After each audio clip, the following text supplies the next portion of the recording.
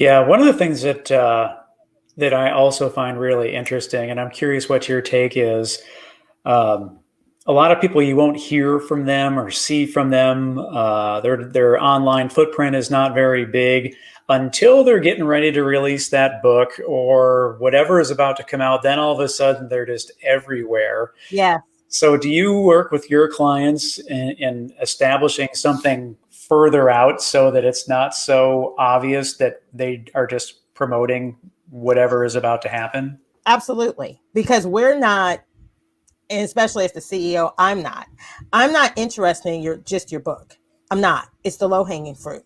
I'm invested in what is your message? Why are you doing this? Who really needs this? And who needs, you know what your message is, or we can help you identify that and who really needs it, who's your avatar. This is so much more important than a freaking book. So yes, there's things you do leading up to it, promoting the book, but more important, you need to promote yourself, your expertise, and your message. And you need to understand coming in, this is a business. This is not something that begins and ends with the book. You know, in that case, you could just sell books out of your trunk and that's the end of it. You would have to work this. So for example, when we're in the editing phases, oftentimes I've already talked to them about what's the next book. You know, if let's just say this reaches massive proportion and everyone loves you, what is your next? What is your next book? But in addition to that, what else do you have to offer them? You have their attention. What's next? You can't wait till you're there and think about, oh, well, I could write something about this. No. When we're in the editing stages, you need to already be doing that. And by that time, we've already talked about, is there a course that follows this? What messaging do you need to have? How are you communicating to this audience? What are you saying to them now on social media? Or maybe you're more of a video person. Are you establishing a YouTube channel? Do you have it? Are you a podcaster? Should you be a podcaster? You have to think about how you talk to this audience, because people still buy things from who they like, know, and trust. If they don't know you, that's a problem. And we can't wait till you have the book in order to now get them to know you. And then you fall away and then, oh, I want to do this event, so let me come back. Oh, there's another book. That's so disrespectful to that audience, because it says, I only want you when I want to sell you something. And even if that's your tactic, make sure you don't make them feel that way. No one wants to be the person of, oh, I just want to call you when I want a one night stand, but other than that, I really don't need you.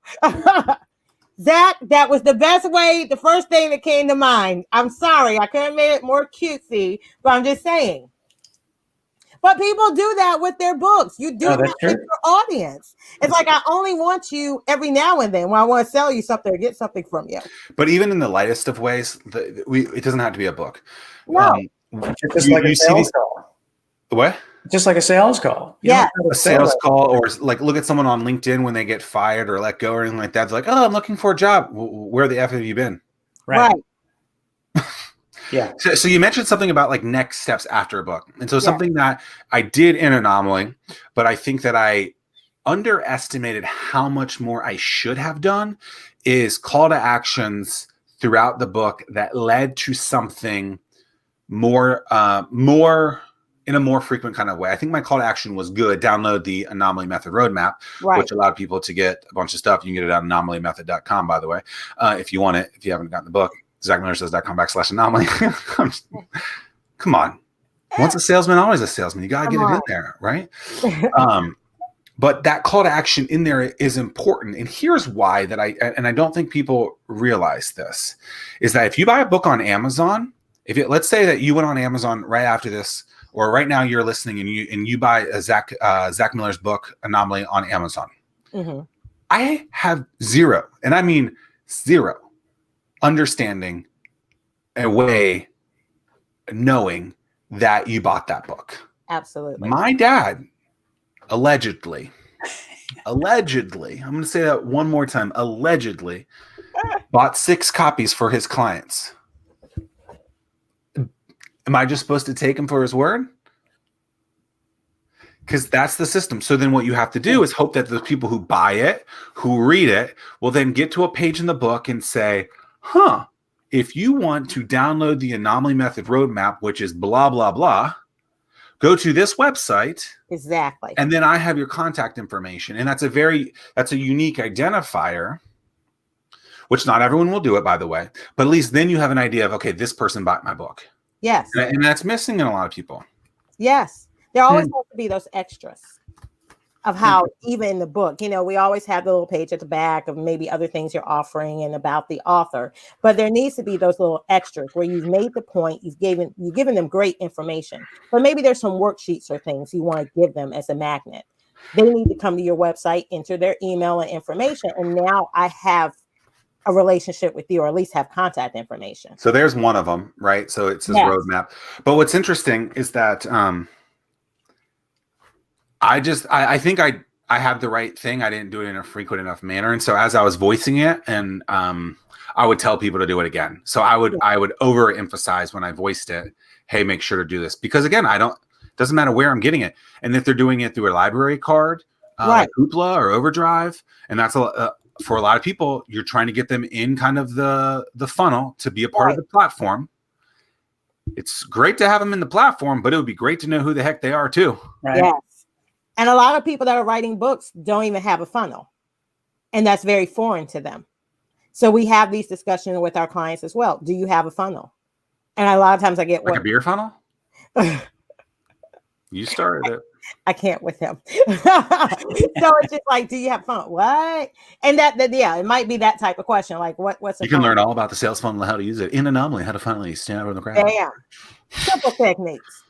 You know, I made clients read that book, so don't laugh. I made read allegedly. Allegedly. Alesha bought 16 copies. Mm-hmm. There you go. Allegedly. I know she's bought one because I was there when she bought it, but that's the only way out. But you know, even when people buy a book from you and you're there, like from your own like little like card reader or cash, you still probably should have a form because you might not have their contact information. Absolutely. Yeah. And did you get all the contact information off of Kickstarter during your campaign? That I did. So Alesha, I don't know if I knew you then, but I announced the book via Kickstarter because I knew I was going with the publisher and the publisher was going to take forever. And I was like, let's announce in a weird kind of way. Kickstarter was a unique kind of way at that point, at least for books. So I have all that contact information from an email and name perspective, and I guess address. But even so, like, even when people would give you money and then it's like, hey, like, I'm ready to give you this thing. I mean, there was probably 10% of people that it was very difficult to get their actual mailing address to send them the book. Absolutely. I mean, actually, I think I still have copies of books of people who have never given it to me. Wow. I feel bad. I mean, like literally, I think literally I have like the book signed, the book in the envelope, and their name, my name on top, and then just waiting for their address. Wow. But that's a really valid point, though, in the sense of how often you need to continue with the call to action and just over and over, pounding it over everybody's head because people just don't get it. They don't. Dude, an email that I put out recently for my my newsletter at zackmillersays.com/newsletter every Monday at 10:15 a.m. God, I'm just on a roll today. I don't remember getting one talking today, about though. What? I don't remember us getting one today. Well, it's Thursday, so that's why you didn't get it. Oh. It comes out Mondays at 10:15. So the gosh, I think I sent one Monday or whatever. I don't know. Anyway, I'll it was about the brand. It was basically tied to like the brands that you wear, right? The brands that you wear are, at least I think this is the one I'm talking about. It takes forever for you, like the clothes that you wear are from companies that are decades old, right? The cell phone that you're using is from a company that's decades old. The car that you drive is from a company that's decades old. And here you are doing one little post, doing one little campaign and thinking that's enough.